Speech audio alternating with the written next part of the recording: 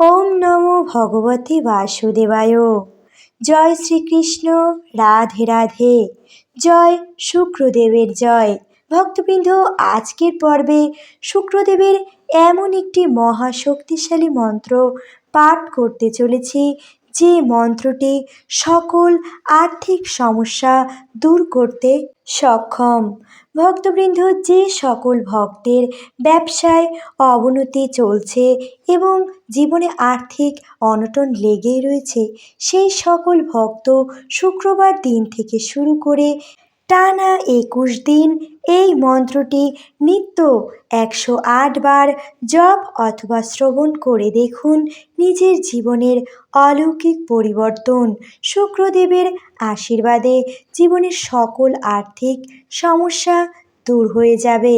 সকল প্রকার আর্থিক সমস্যা দূর হওয়ার পাশাপাশি নতুন অর্থ আগমনের পথ তৈরি হবে। যে ব্যক্তির উপর শুক্রদেবের আশীর্বাদ থাকে, সেই ব্যক্তির জীবন হয়ে ওঠে বিলাসবহুল। সেই ব্যক্তির জীবনে কোনো প্রকার দুঃখ দুর্দশা থাকে না।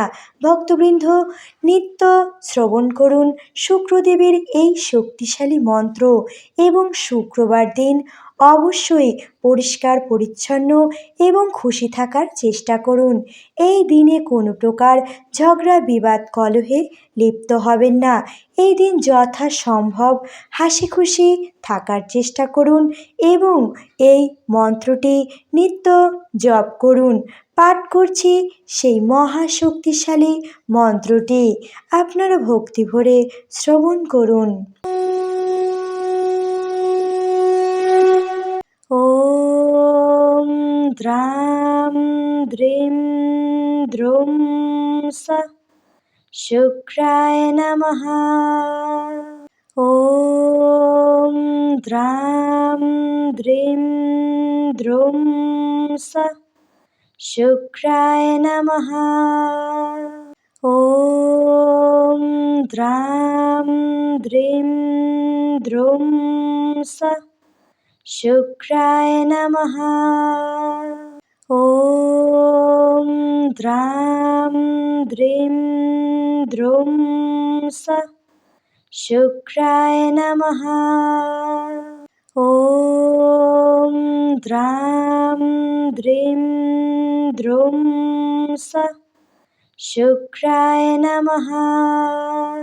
ওম দ্রাম দ্রিম দ্রুম স শুক্রায় নমঃ। ওম দ্রাম দ্রিম দ্রুম স শুক্রায় নমঃ। ওম দ্রাম দ্রিম দ্রুম স শুক্রায় নমঃ। ওম দ্রাম দ্রিম দ্রুম স শুক্রায় নমঃ। ওম দ্রাম দ্রিম দ্রুম স শুক্রায় নমঃ। ওম দ্রাম দ্রিম দ্রুম স শুক্রায় নমঃ। ওম দ্রাম দ্রিম দ্রুম স শুক্রায় নমঃ। ওম দ্রাম দ্রিম দ্রুম স শুক্রায় নমঃ। ওম দ্রাম দ্রিম দ্রুম স শুক্রায় নমঃ। ওম দ্রাম দ্রিম দ্রুম স শুক্রায় নমঃ। ওম দ্রাম দ্রিম দ্রুম স শুক্রায় নমঃ। ওম দ্রাম দ্রিম দ্রুম স শুক্রায় নমঃ। ওম